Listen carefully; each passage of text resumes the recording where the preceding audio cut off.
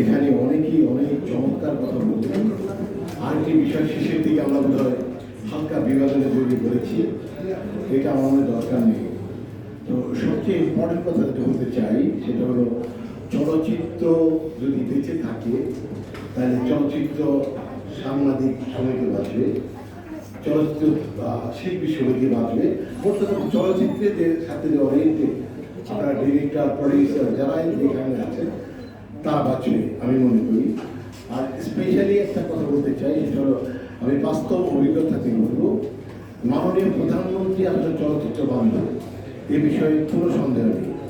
উনি খুবই পছন্দ করেন চলচ্চিত্রকে, এই ভেবে উনি 1000 কোটি টাকা দিয়েছেন, লোন দিয়েছেন সহজ শর্তে দেওয়ার জন্য।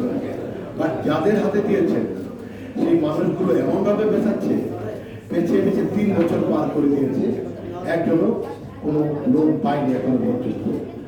গত 2 বছর আগে এমডি বললেন ফার্স্ট লোন পাবে দিয়ে পায়। আমি ওটা প্রদর্শন সমিতির আমি একজন মেম্বার, এখানে সুদীপ্ত আছেন প্রধান উপদেষ্টা, জিএস আছেন আমাদের উজ্জ্বল ভাই, ওনাদের সাথে বহু কনফারেন্স করেছি। বাট প্রবলেম ইজ যে যাদের কাছে দায়িত্ব দেওয়া থাকে এই লোকগুলো মোটেই চাচ্ছে না চলচ্চিত্র ঘুরে থাকে। একই কথা আমি বলবো অনুদানের ক্ষেত্রে, যাদের চলচ্চিত্র দেওয়া হয় সেই চলচ্চিত্র বানিয়ে হলে তারা দেখাতে পারে না, কারণ অযোগ্য চলচ্চিত্র তৈরি করে তারা, তাদের কাছেই দেওয়া হয়। এখানে মাননীয় প্রধানমন্ত্রী অনেক অনুদান ঠিকই দিচ্ছেন, কিন্তু যাদের হাতে দিচ্ছেন সেই মানুষগুলো সঠিক ডিস্ট্রিবিউট করছে না।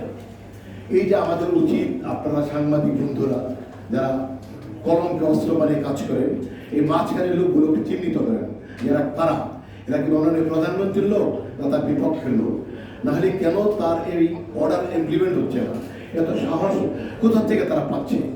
এই যে 1000 কোটি টাকার একটি টাকাও দিতে পারে নাই, আমি 10 লক্ষ টাকা খরচ করেছি, খরচ করে দেখার পরে শুধু দিয়ে 1 নম্বর আমার ফাইল আছে, আপনার পরে বলবেন 1 নম্বর আমার ফাইল আছে। বাট এই দাদা বলেছেন, উজ্জ্বল ভাই বলেছেন তার ব্যাপার লোনটা পাসতে হবে, বাট হয় না।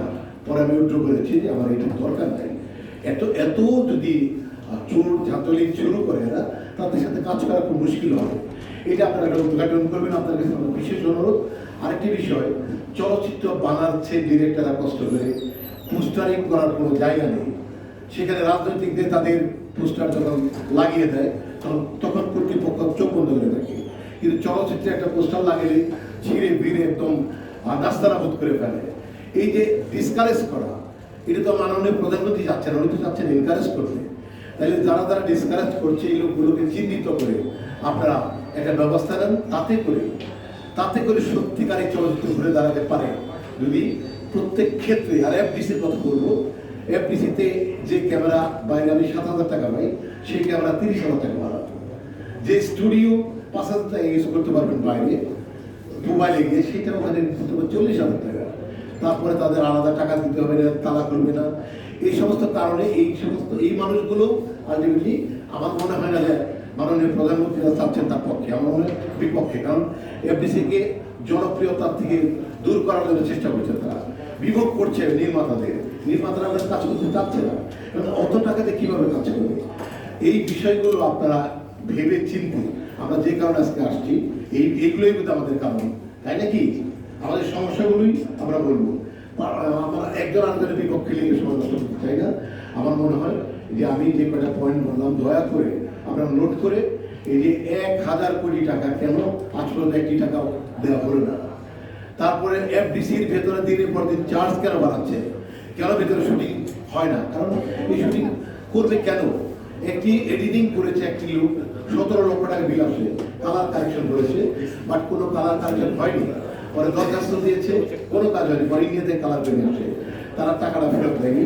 এই যে একটা অনিয়ম, তার মানে মনে করতে হবে তারা চলচ্চিত্র বান্ধব নয়। এফডিসি এই মানুষগুলো শনাক্ত করে, তাদের বিরুদ্ধে আপনারা লিখেন। আর যারা লোনটা দিল না বা ঘোরাচ্ছে, লিমিট করাচ্ছে যে 1000 কোটি টাকা, তাদের বিরুদ্ধে লেখা দরকার। আমার মনে হয় যে এই করলে আপনাদের কাছে যে আশা করে এসেছি, আশা করি আমাদের কাজে লাগবে। আর আরশাদ আন্নান ভাই, উনি নতুন চলচ্চিত্র প্রযোজক নয়, উনি 15 বছর যাবৎ কাজ করেন। তো ওনার ভূমিকা চোখে পড়ার মতো। আমরা যে কোনো সমস্যায় দেখবেন পাশে দাঁড়ান। আমরা চাই, আপনি অনেকে প্রস্তাব করেছেন ওনাকে ভালো একটা জায়গা রাখার জন্য।